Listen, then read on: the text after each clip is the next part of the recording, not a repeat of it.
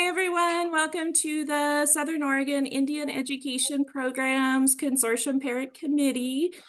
This is our first meeting for the 2023-2024 school year, and this is our first meeting with all of our new members. Welcome.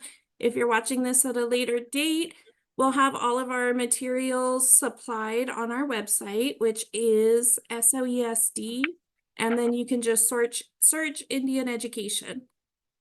So we're going to start with a blessing. Whoever's feeling the most native, I'll elect you to.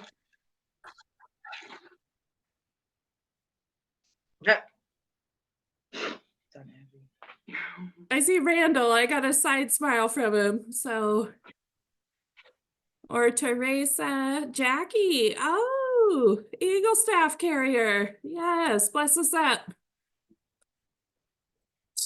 It's gonna be really loud. I'm at a wrestling match. Okay, here we go. Thank you, Creator, for bringing everybody together. Thank you for everybody taking time out of their day to do this. And that's all I have to say right now.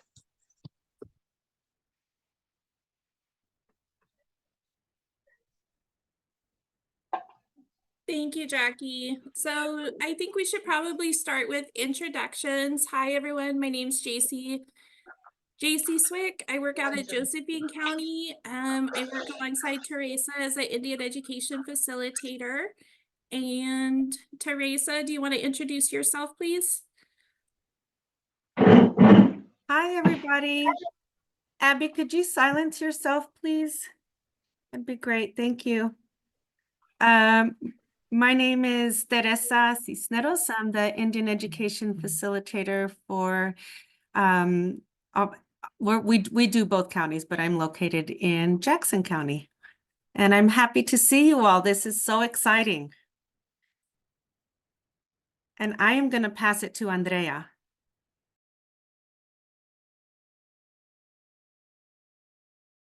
Hello, everybody. I'm Andrea Townsend, and I'm the School Improvement Coordinator for the Southern Oregon ESD, supporting the English learners, migrant education, Indian education, and the SOBAS grant. Thank you so much. So Andrea is Teresa and I's direct supervisor. Anyone that's familiar with Ashland School Districts knows how lucky we were to get her. She's been such a powerhouse for our program. Yeah, and just a great contact and support. She's literally in Klamath Falls right now and just got done with the SOBAS meeting. So thank you for being here.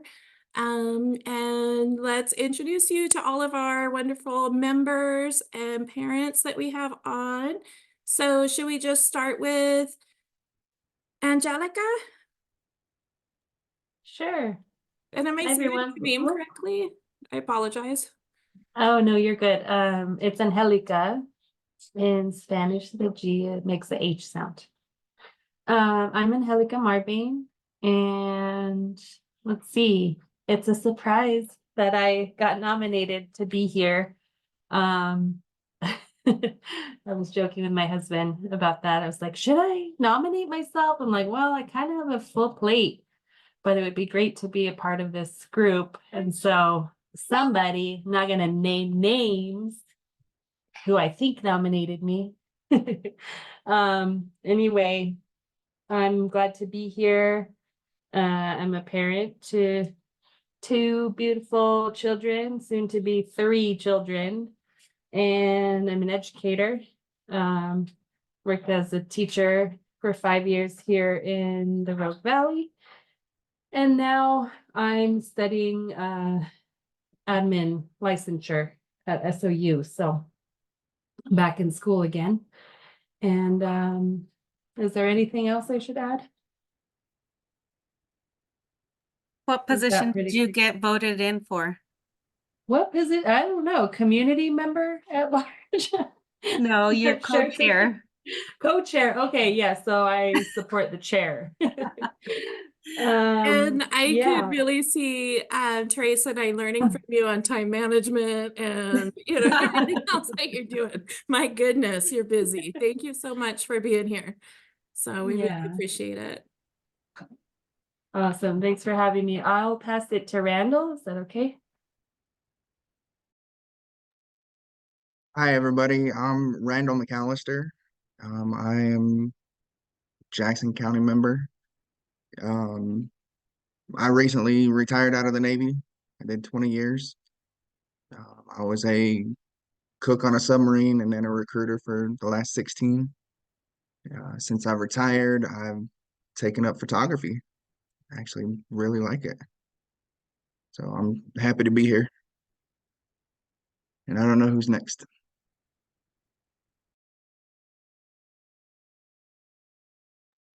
How about Amanda?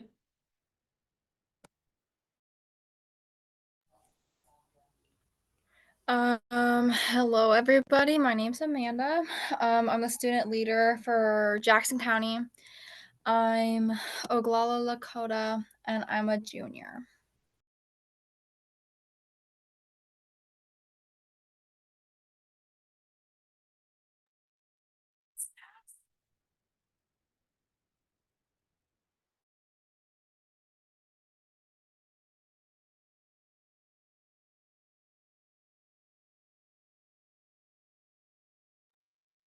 Did you say my name? Yeah? No? Okay, sorry, my computer glitched. And I was like, wait, everybody's silent. My name is Stephanie. I am a Josephine County member and sorry, I was a little bit late. I got the times mixed up and so I'm really sweaty because I was just on a jog. But I was, sorry. I was a teacher for 11 years in the Roseburg School District and just recently moved back to the Illinois Valley with my two youngest children, Hawk and Diane, and I have 5 children total. The others are all nearing adulthood or in adulthood, but then I have these 2 youngsters and I am glad to be here to with this program.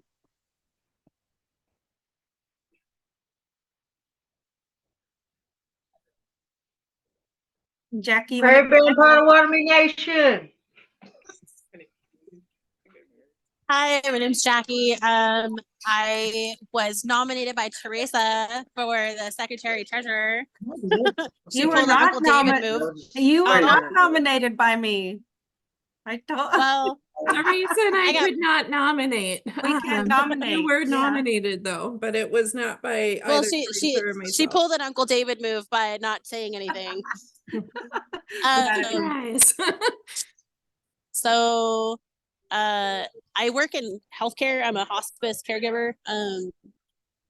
And I'm pretty like involved with Native Ed with like my kiddo. And right now it's kind of loud because I'm at this wrestling match.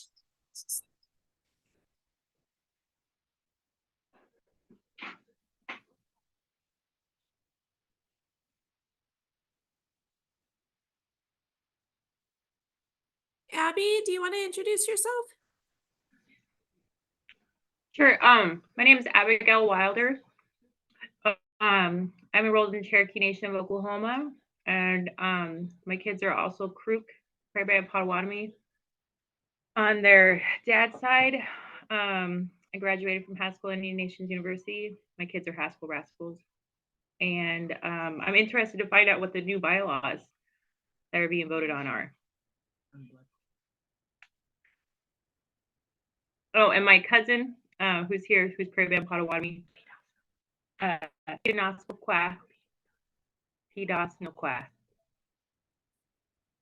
Mariah, she's here as well. Thank you. Hi, Mariah. Oh, And Alyssa, it looks like we just got you back. Do you want to introduce yourself, please? Hold up, I'm fixing my name. Okay. Okay, sorry, I'm hiding in my car right now. So my Wi-Fi is a little spotty, it kicked me out. But I'm back. I'm Alyssa. I'm a senior at Illinois Valley High School. This is my second year being the Josephine County CPC student representative. And yeah, I think that was all. I'm Lakota and JC is my mom. Fun fact if you didn't know, which I'm sure y'all do. But yeah, that's all I have. Thank you, Alyssa. And then we also have Peta Snokey. If you want to get on and introduce yourself, you certainly can. You're active. Oh, is that Mariah? Yeah. Oh, okay, gotcha. It's Potawatomi. Her name is Oh. Potawatomi. It's in a Beautiful. Indian language. Beautiful. Okay, great. Well, thank you. It's nice to see everyone, and thank you for being here. There we go. Thank you for being here. I am going to go ahead and share my screen, and we will get going. Before I do, does anyone have any questions right off the bat or anything they're wondering about? Okay, so Teresa and I are here to advise. We're not, the leaders, like the community is voted and you all are the leaders. So our role is to inform you, advise you, support you, so that you are successful. So if you need training, if you need IT support, whatever it is, Teresa and I are here to help achieve that. We'll provide professional development throughout the year, different stuff. But also our job is just to inform you on the happenings and then leave it up to you and your vote to ensure the highest quality and highest standard for our program. So yeah, so we're very excited to get going and work together. But I did just want to make a note of that. All right. So there's our agenda. We did our introductions. So we'll go through our roles and responsibilities. So here's the official vote that happened as of last week. So there's all of our members. We're so glad to have everyone in. And also, here are some of the responsibilities of CPC.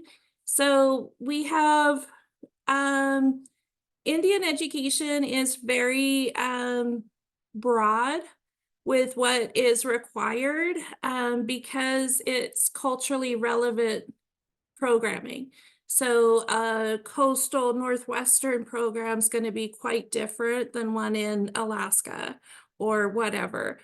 So this is straight from the grant. This is what the responsibilities are. So all of the meetings are public, open to anyone to attend. We can have closed meetings, but that would have to be lined out in the bylaws. So basically the CPC, it's called a parent community approval form. And so once every 2 years, that gets approved by the CPC. And that shows basically the overall operating budget that we receive for the federal dollars for our Title VI program. So there's all that. And then also, as Teresa and I are, your guides or aunties, whatever you want to call us, we're not creating the agenda for each meeting. So that's up to y'all. So at the end of the meeting, we'll create the agenda for the next one. And then it will be up to whoever has the secretary position. I believe it's Jackie to send that out. And it said within 3 days, but we'll also post it on our website. So this is what the CPC may not do. And this is pretty clear guidance, I think. Basically, you can't hire, fire, or supervise any of the district staff, but you can be a part of like the hiring process, in which case we would want your input.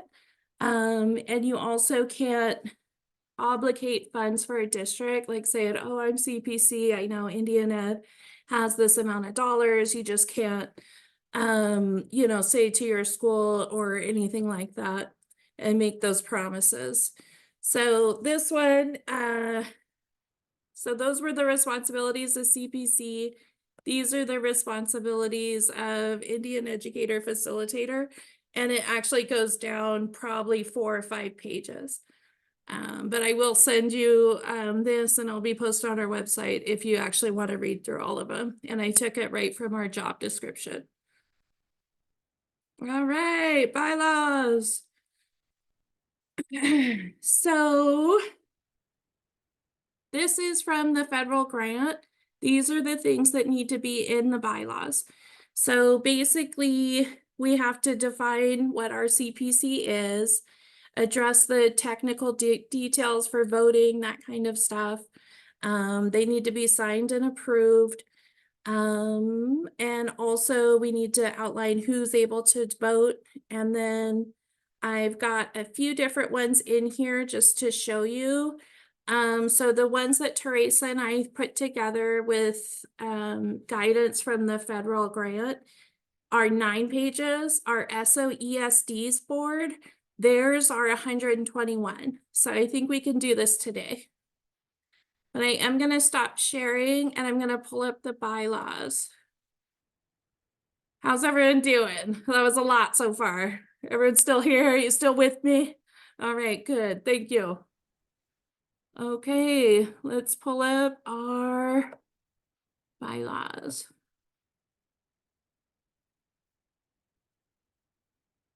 Okay, so here it is. You can see what I shared in Parent Square. I literally just copied right off of this page here. Yeah. So we have a 7-parent committee. The one guidance from the federal grant said we had to outline who the governing body is. So that's been done. I don't know, should we read through them? Like, what is everyone thinking? I know everyone kind of reviewed them already. So the purpose statement, that's actually from our website. I put it in our newsletters quite often too, just because I think, you know, it's so important for people to know really like what our mission statement is as a program. Like these are our overall goals. And so we really wanted that captured on the first page within a few things. So this is why we're doing what we're doing. You know, we want to improve, you know, really the school experience for our students.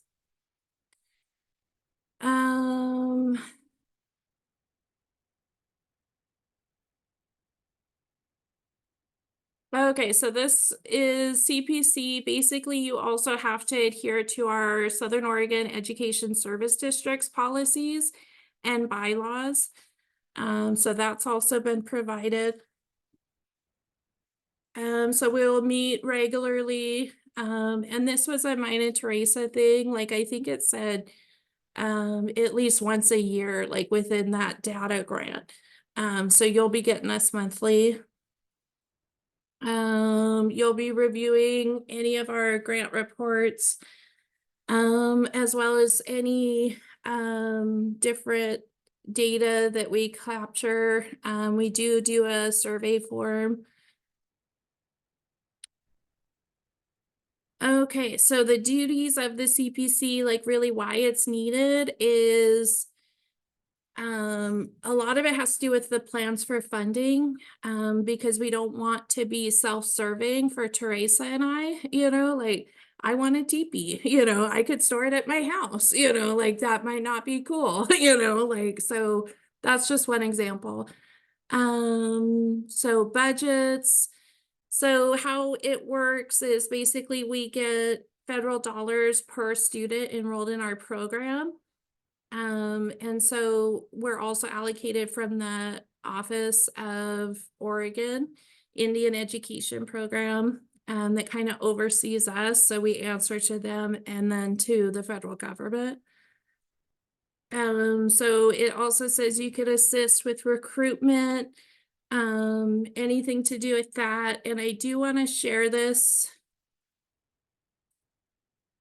So assisting with recruitment, that's kind of a big one because we do receive funding from each of the children enrolled in our program. So I want to show, this is our website. I don't know if anyone's ever been on it before, but this is our ESD website, and it automatically goes to migrant English language learner. So you have to toggle to District 6 Indian Education Services. But here you'll see we have our most recent newsletter here always. We have Teresa's contact information, the tribe's websites, different things that we do. Here where it says other services, that's where we're going to put information on our meetings. And then here, how to register, that's our 506 form. It's the most recent version. So anytime you need it, you can just go right to our website and grab it. Does anyone have any questions about our website?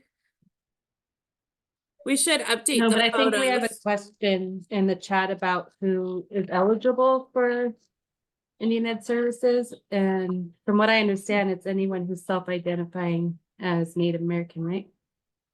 Nope. So that's going to end at the end of this year. So for this program, it is, let me stop sharing this one and let me reshare this one. So basically,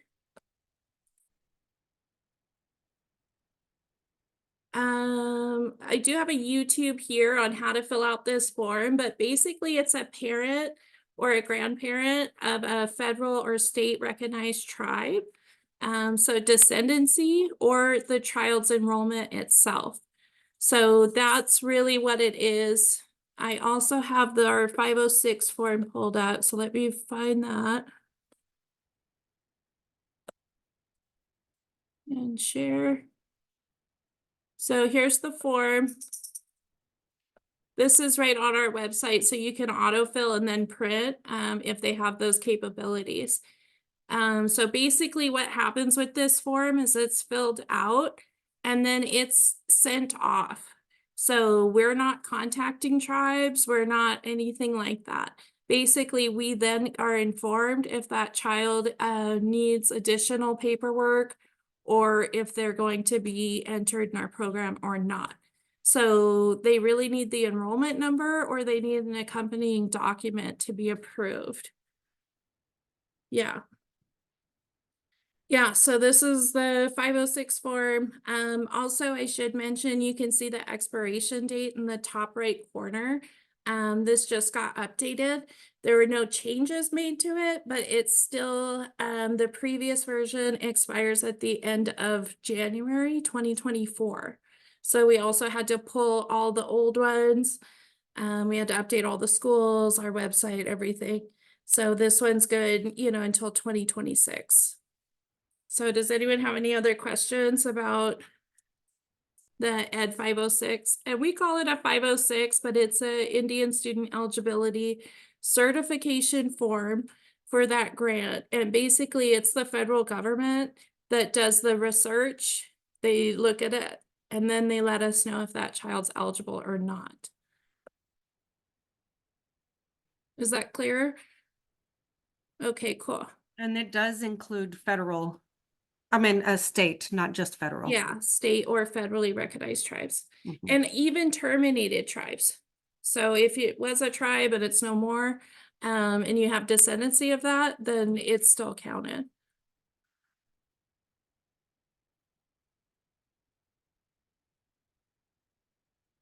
It is not clear, you just said self-identify. So CPC is for Title VI funds.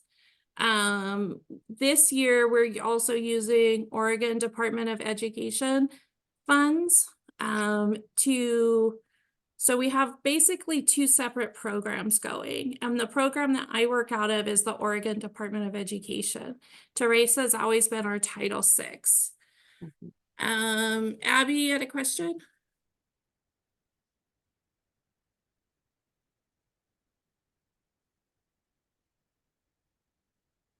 Okay. So I have a copy of last year's bylaws. What are because the meeting's like over halfway over, I'm just wondering, what are the changes from last year's bylaws to this year's bylaws? So last year's bylaws never got updated by the CPC, and they were 5 years old.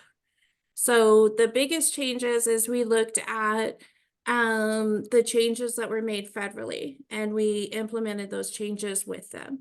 So Teresa and I looked at the different examples that were put out, and we just put out a kind of more concise, I think, easier to read, and it's updated to a Google Doc, you know, for one. I mean, it's just updated with the times. Most of it's still similar, but yeah. So which paragraphs were changed? The whole thing, we scrapped the original one. So, and we started completely new from scratch with the guidance from the federal government.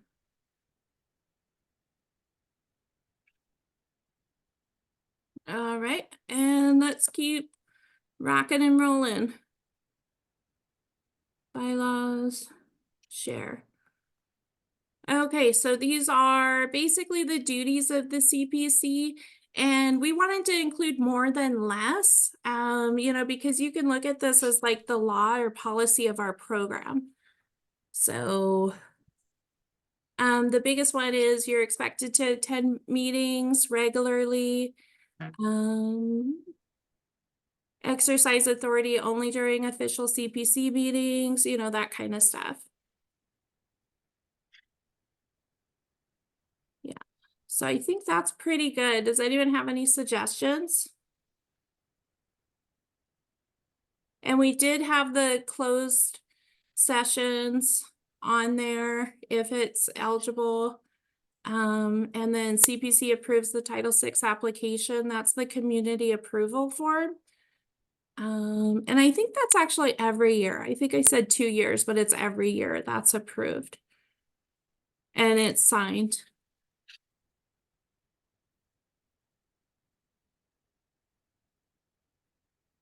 So CPC members may not set policies for the district, hire, fire. That was on our previous slide. And also we don't want this to be, you know, a bad experience for anyone. We need to maintain professional integrity, and, you know, we need to be kind to one another, even if we don't agree. So, I mean, that's just a professional board. So requirements, this was in the application process, so everyone kind of already saw that. And then we also have adhere to SOESD's equity. So that was updated last year by our CPC. It's pretty nice. It's a living document, but you know, it just shows these are standards for equity and this is what we're going to do. And then we also included the Oregon's one, because basically all schools have to adhere to the Oregon anyway. This explains our election.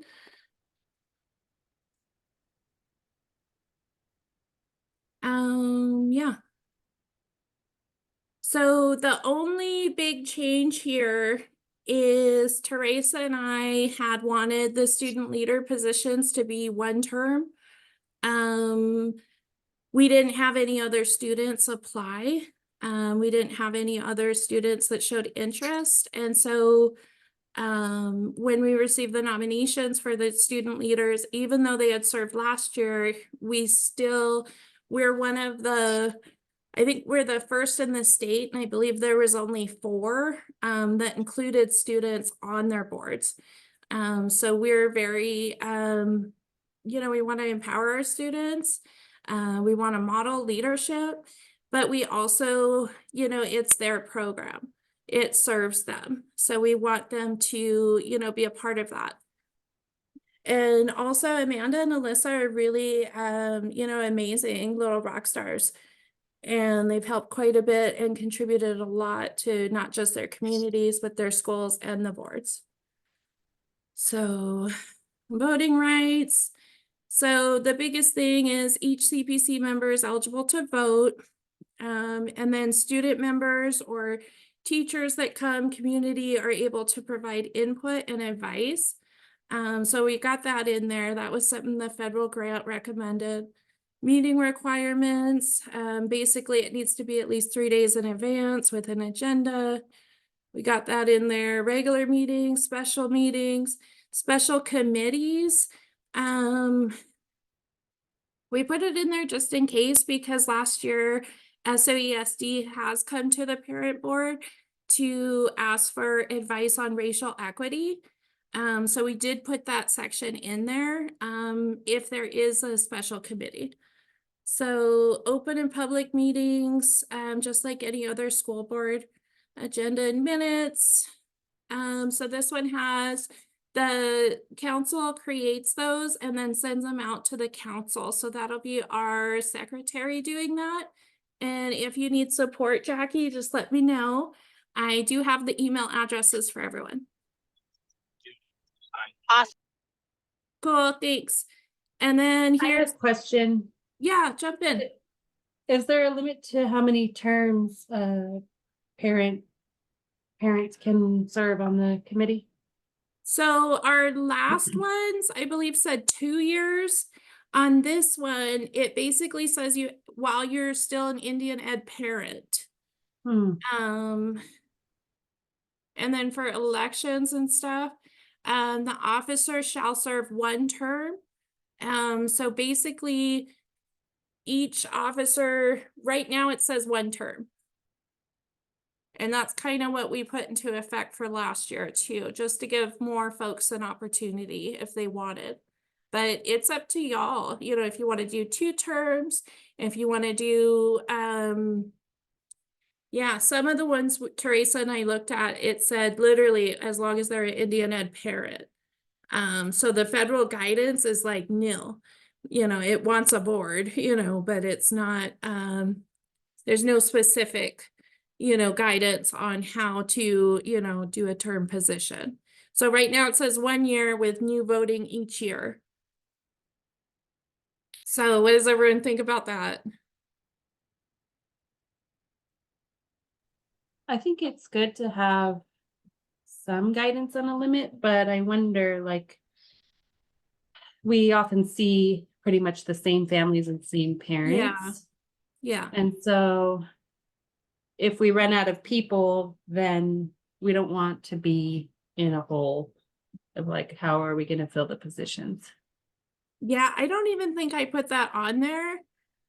There is termination of membership, for whatever reason, you know, we have had people step down, or for too many absences, the member no longer wishes to serve.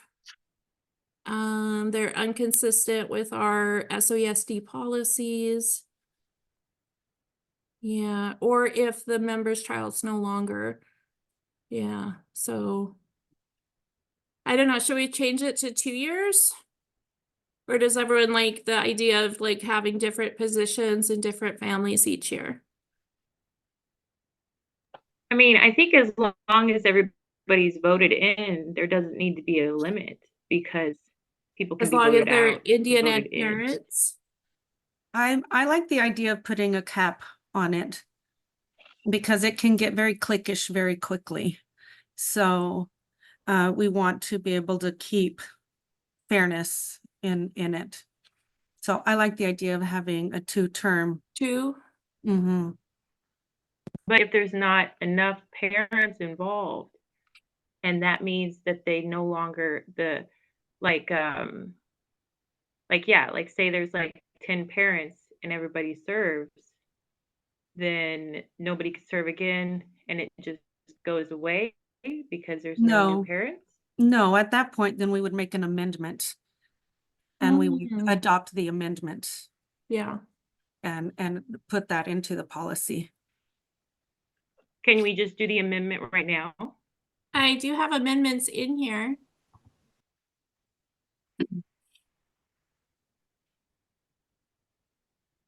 And that's up to the board. I agree that we should. decide.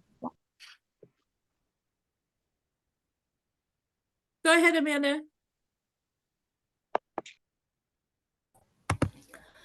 I agree that we should put a cap on it. So again, there doesn't cause issues. It gives more opportunity for other parents. And then say it gets to the point of, oh, well, there's nobody else. Then we can figure something out from there. But I think we should definitely put a Okay.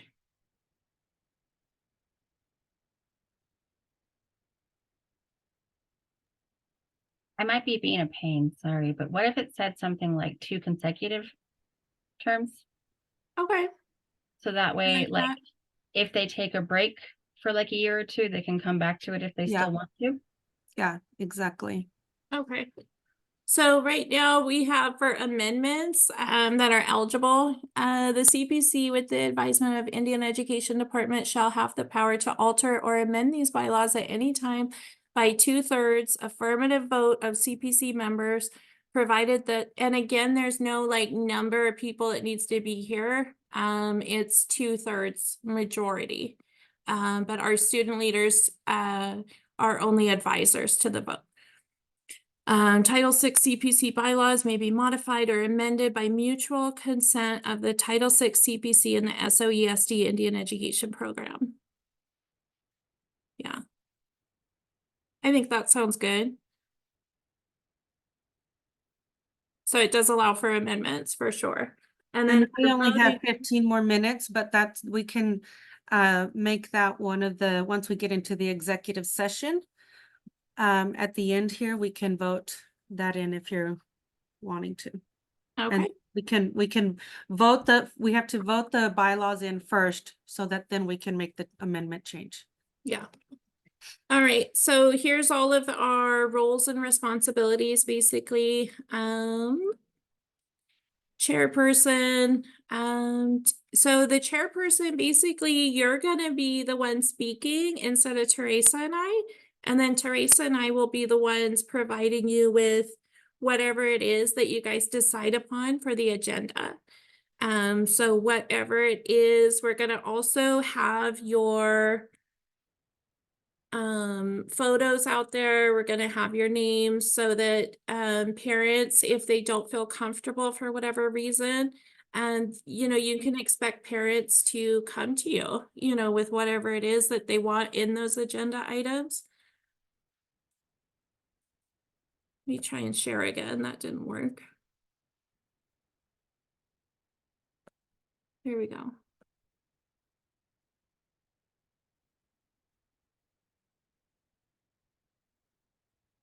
Yeah.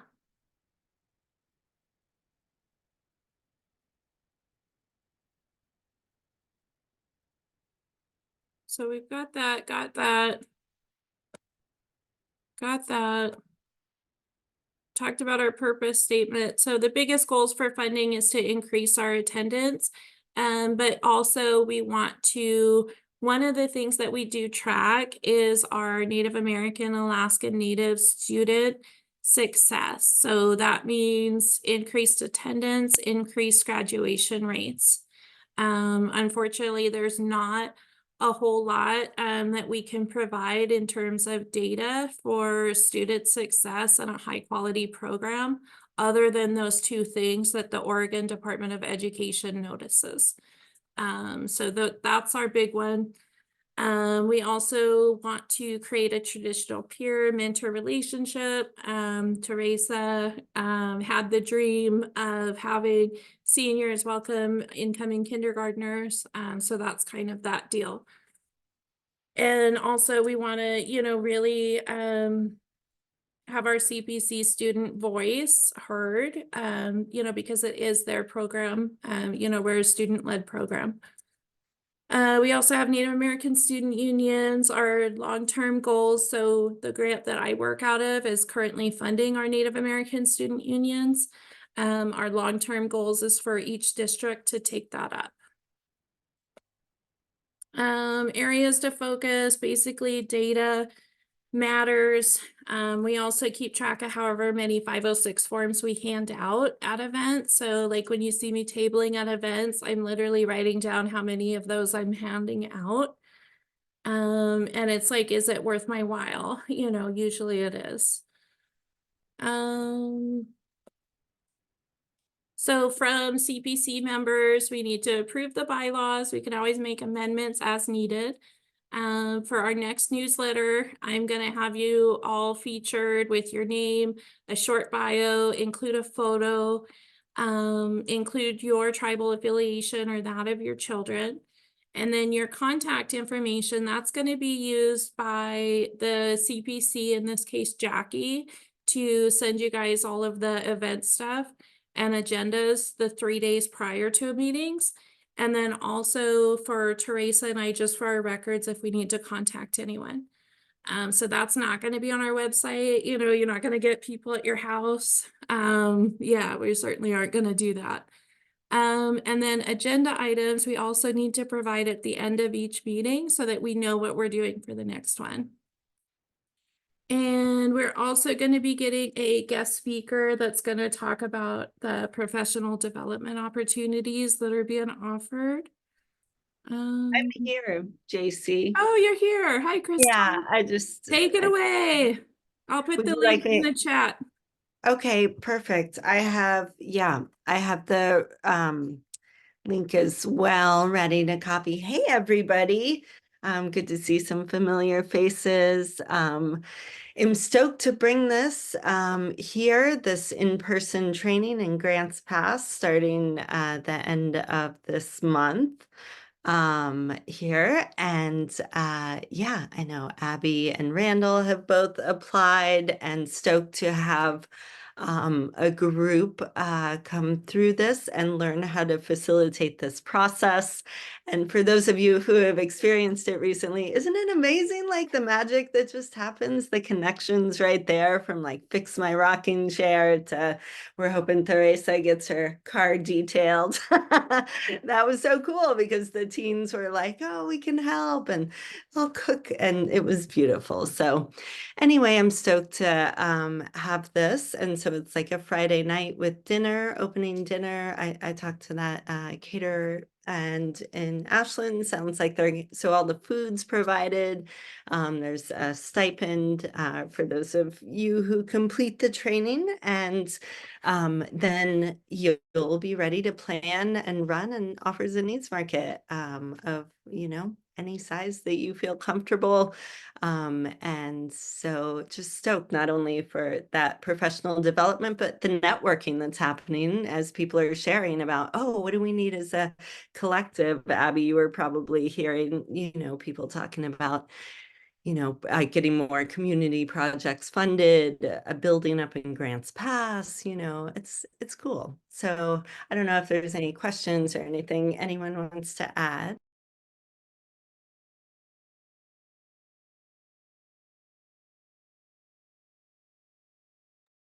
Is it open to outside community members as well, or is there a cap, like a limit?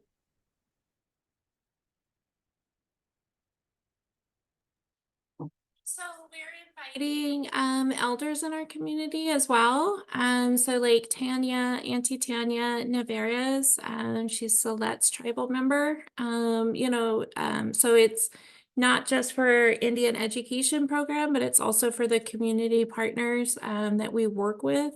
And Teresa and I do a lot of work with the elders to kind of guide us. Both of us are visitors of this land, so we work a lot with the Native programs here.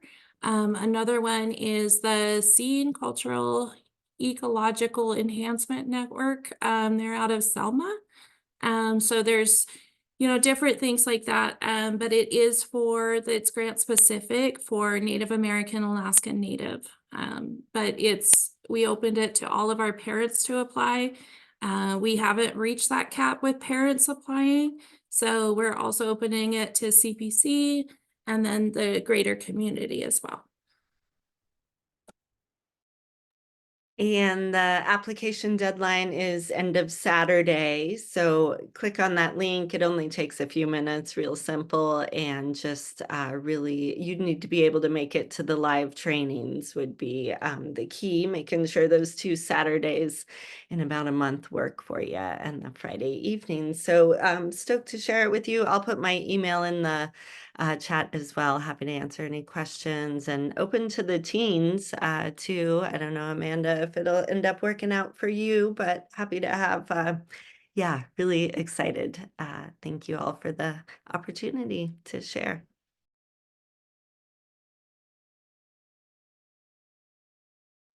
Thank you, Crystal. Does anyone have any questions for Crystal about the upcoming offers and needs facilitator training?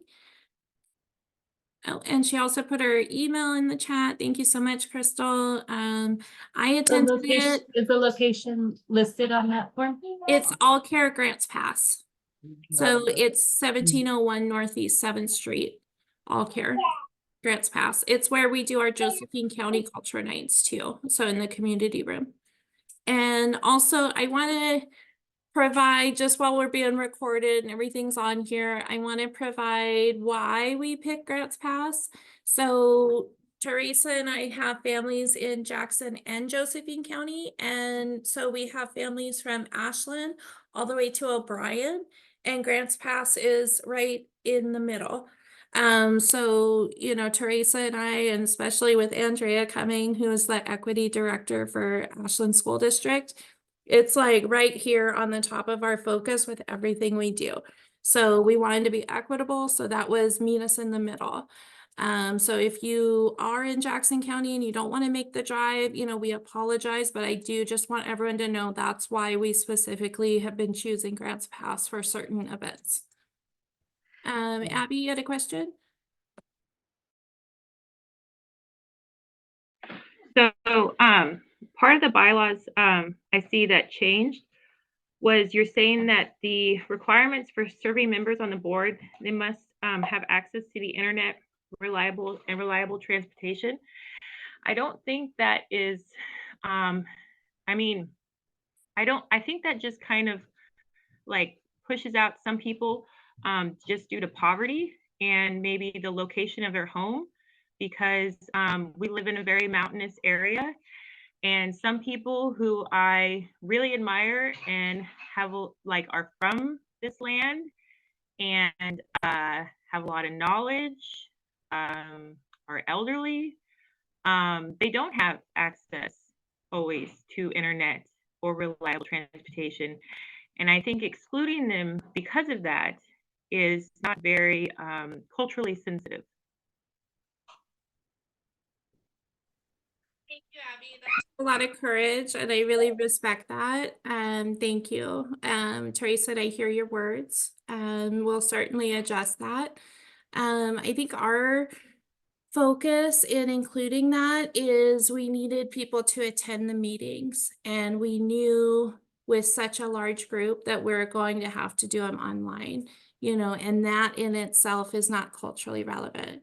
You know, we should be in a circle, we should be passing smoke, we should be, you know, many different ways. So I do want to acknowledge that. The other thing is we were trying to provide the whatever needed equity is there. So that's not necessarily written in the bylaws, but we have the computers, we have hotspots if needed, if someone doesn't have the Wi-Fi. We didn't necessarily advertise the equity behind that statement, which we certainly can. So if transportation is an issue, on the application form, it said to explain it to us because either Teresa, myself, Andrea could provide the transportation to a meeting. So that was something we wanted to know beforehand, if it would be required, or we could possibly look into having gas cards available. So it certainly wasn't, you know, if you're poor, we don't want you. It was none of that. It was, we need to know beforehand so we have a high functioning board with people that are able to attend. But thank you. I think that I'm going to clear that up. Yeah, it's on page 3, under requirements of serving members on the board, number 3. It says must have access to internet and reliable transportation. And so that wording makes it so like if you have housing through the government, if you aren't able to pay your utility, you can lose your housing. And so if you're making it so that if somebody isn't able to pay their bill, they're going to have they're going to lose their position. I just don't think that's right. Yeah, so certainly that's not the intention behind the statement. And if they would have nominated themselves, then it would have had more. I just didn't put it all here. So I'll certainly update that because we are certainly equitable and, you know. Yeah, and like JC said, we do offer the technology as far as the machine goes and also access to the internet. Yeah, and the hotspots, you know, we could provide if they didn't. And so really that statement was, you know, let us know what's up. You know, how do we support you as we do. Right, but it doesn't say let us know what's up. It states must have access What to the number? internet and reliable transportation. What number are Number you on? 3, on page 3, under requirements to survey members on board.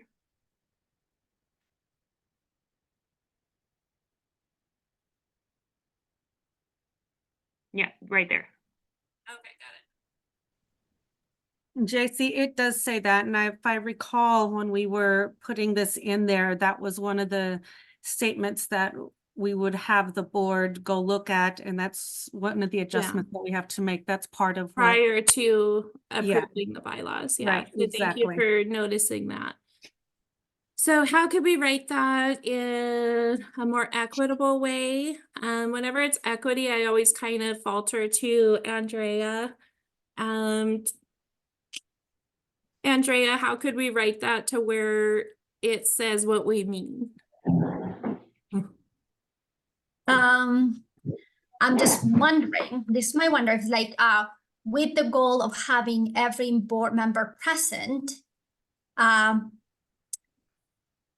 access to internet, reliable transportation, or maintain communication Hold is on. needed. Yeah. Sorry to interrupt, Andrea. We can't change it until we've adopted these. We have to adopt them and then we have to go and make those changes after. Oh, okay, I'm just gonna highlight it then. Yeah, that's a good idea. Yeah, and then I'm just gonna mention that, like, please let we could say the facilitators if you need support in one of those areas or something. So the option is not to, you have to adopt them to change it. You could also just not adopt them and then rewrite them. Yes. Abby, what did you say? You cut out. I didn't hear you. So you're presenting options as you have to adopt these bylaws to change them. But one of the options is to not adopt the bylaws and just, well, that's up to the change board. them first and then just vote on the new ones.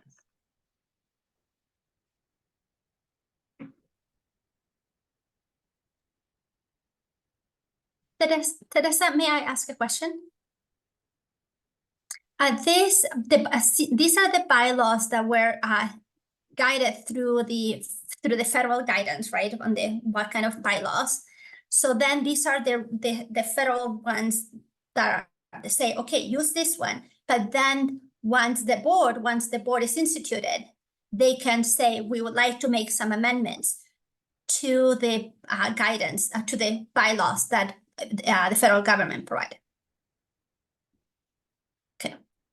That is correct. And that's the process for how it usually happens on a board. In order So what are change the them. bylaws you guys are modeling these ones off of? So we looked at quite a few different programs and we also used the federal guidance that was provided, and I showed that in the slideshow. That was the 4 statements. So basically, you know, there really wasn't a lot of guidance on what needs to be in here. And then we did look at what's one of the programs that you guys modeled after? So we did our own program, Southern Oregon ESD's board policies. And then we also looked at different Indian education programs in the state. Teresa and I are part of a professional learning community with other Indian education facilitators in the state, and we all shared all of our bylaws to support one another. So that was just background work that Teresa and I did to ensure that this is updated. What's one of those other programs that you guys looked at? Just like one of them. It was like 5 different ones within Oregon. So we looked at Portland, we looked at Eugene, what is it Eugene, called? Jace, what do they call? 4J. 4J, yeah. Those are the Yeah. ones that I And then remember. we also had examples from New Mexico, North Dakota, Yeah. you know, because we in also, California. yeah, where we have more tribal members that originate. So we have a very, yeah, we have a very diverse group of kids. We also looked at some Alaska Native ones as well. And knocked it out. Okay, so we do have the voting for it. So there's another one on here that's different. And I think it's using a term incorrectly. Hold on, I just closed it. Bylaws. And what page are you at, Abby? So I'm on page 3. Okay. And under CPC members may not, on number 6. Mm-hmm. So it says show lateral oppression or violence to any member of the CPC. So you can state that right there, but we can't, CPC members can't show lateral violence to Indian education facilitators because lateral violence is defined across ways. And since you guys are in positions of power, we cannot, it's not the same thing.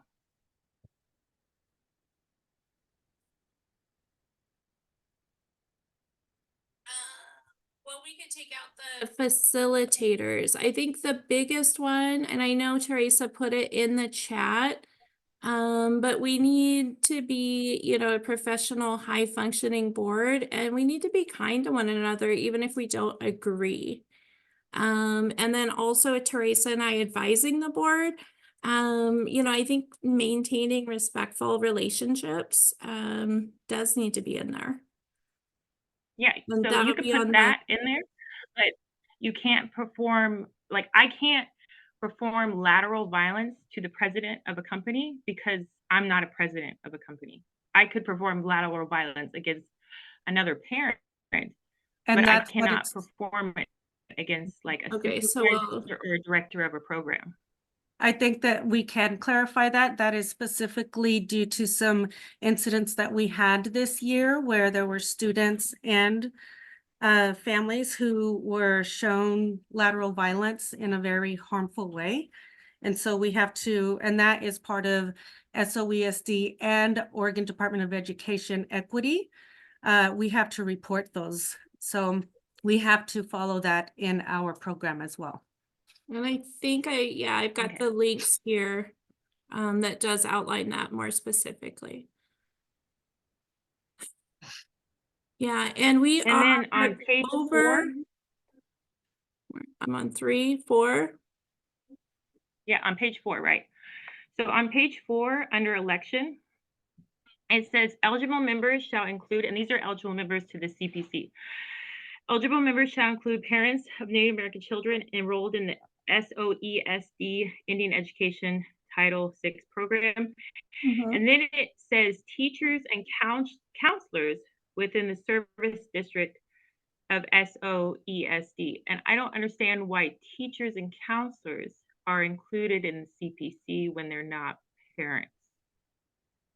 So this one is basically because we're a school board. So we do want to use like our NASA advisor's voice, or because those are the ones educating our children. So it is open. We have to have majority parents, but not all of the CPC members need to be parents. And so that's just highlighting different things. You know, we wanted more in here Where than does it less. say that the majority have to be parents? That's on our approval form to approve the Which Title page? VI funds. Okay. Which page is that? That's In the not bylaws? included in the bylaws. Okay. Should that be included in the bylaws? It says that they will sign it. We could probably include an example of it. And typically, we only need 1 or 2 signatures. Last year, we had our president and vice president sign. Because then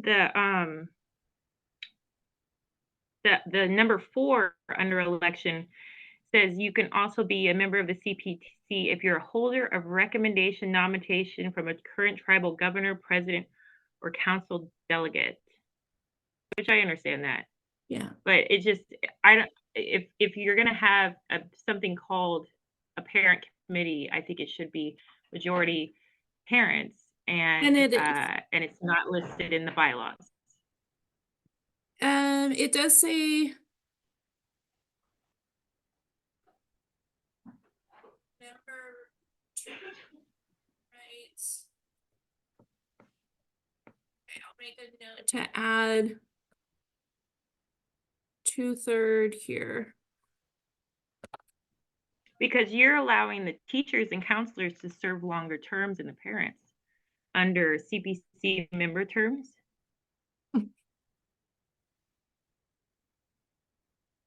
Oh, so that's just an oversight on my part. I didn't include the 1, 2, 3, 4.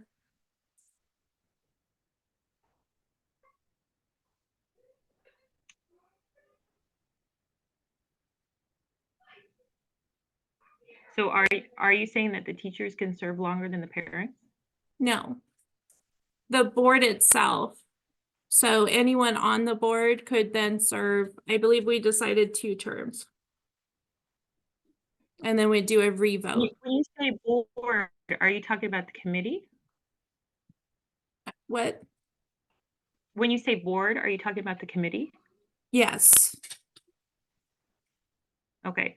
So Yeah, how many the terms are the 7-person teachers? with 2 students. Okay. How many terms are the teachers allowed to serve? It's going to be the same. Okay. So are you going to change that, or you have to approve this? You're saying people have to approve this. I'm not saying that whatsoever. It's going to be a majority vote of 2/3, whether that's approved or not. So Teresa and I are like the advisors, basically presenting it. They can scrap this and write all new ones, really, however they decide. We wanted to set them up for success. So we did the research and we updated it to the best that we possibly could, using guidance from the federal grant itself, Oregon programs, and some of the other programs that our children come from. Yes, Andrea? So I am wondering if earlier on there was a conversation of the committee members to have a 2-year term. Is that what we said? And in here, I'm wondering if Abigail is referring to the 3rd paragraph in that section that says a teacher will serve a 3-year term, the paragraph right above it.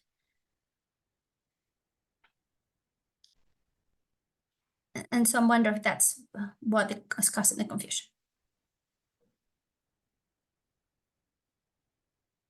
So I think the most productive way to move forward is to have us move into executive session. And since we have Angelica here, we do have quorum. So Angelica is a chair. So she can move to adopt these bylaws. And then we can have another member of the committee move to and look at all those are what, 3 different changes that we need to look at within the bylaws. A community member cannot make that motion. It has to be someone on the board that makes that motion. And then we can also discuss it as it comes up so that we can get the wording right, and then you can adopt that amendment. Does that make sense? That sounds great, Teresa. And we are running out of time. We're already Yeah. 15 over, so I apologize for that. Yeah. Our next meeting, we're gonna do monthly check-ins the first Monday of each month. So for March, it's March the 4th, 6:30, and then this is Teresa's Zoom, so it will be the same Zoom each time.